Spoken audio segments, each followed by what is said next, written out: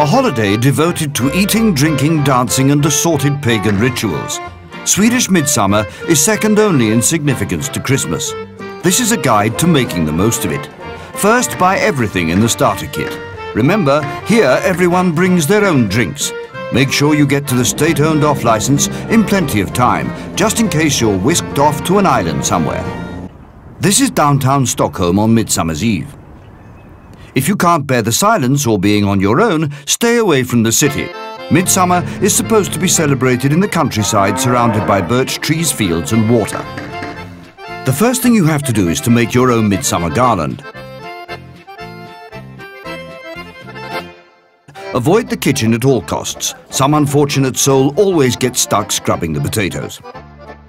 Then it's time for a fabulous lunch of pickled herring and new potatoes spiced with dill and chives. You drink beer and nubbe, Swedish vodka served ice cold in a shot glass. The nubbe must be consumed in the time-honoured way.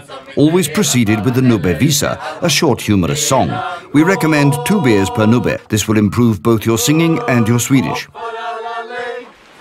No midsummer is complete without a sudden downpour. Fortunately, it usually stops as unexpectedly as it started. After lunch, it's time to raise the maypole, the ancient fertility symbol.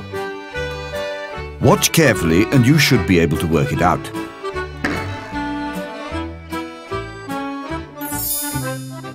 The origins of Swedish midsummer are unclear.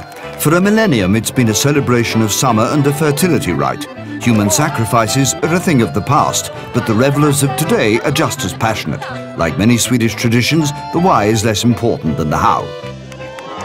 Now the dancing begins. Everyone knows small grodarna, the little frogs. Locking your hands on your lower back and jumping like a frog may seem strange, but for at least one day of the year, it makes perfect sense to Swedes. It won't take long to master the dance steps. Swedes can do it in their sleep, and with a bit of practice, so will you.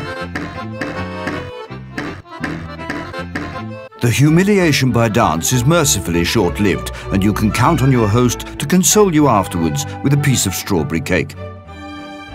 Next, it's time to get physical, which means tugs of war, horseshoe tossing, egg and spoon races, boot throwing or apple bobbing.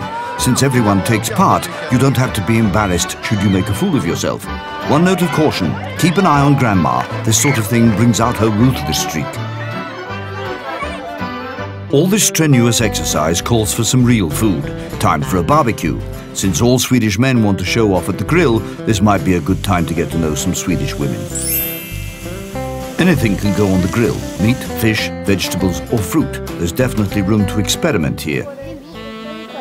Once you've eaten, you either have a quiet night, a sauna, a swim, a few drinks, pause for reflection, or you hit the dance floor with new and old friends. Be sure to listen to some dance band music before midsummer so you know what to expect. It takes a bit of getting used to. If you're lucky, there will be some ABBA too. Generally speaking, Swedes are somewhat reserved. Tonight is the exception. Midsummer Eve is a night for romance. If you don't find or already have a partner, pick 7 different flowers, put them under your pillow, and according to legend, you will dream of the person you will marry. If you don't, you probably picked the wrong flowers. At midsummer, the sun never completely sets. This is the longest day of the year. From now on, it only gets darker. But there will be a baby boom to brighten up March.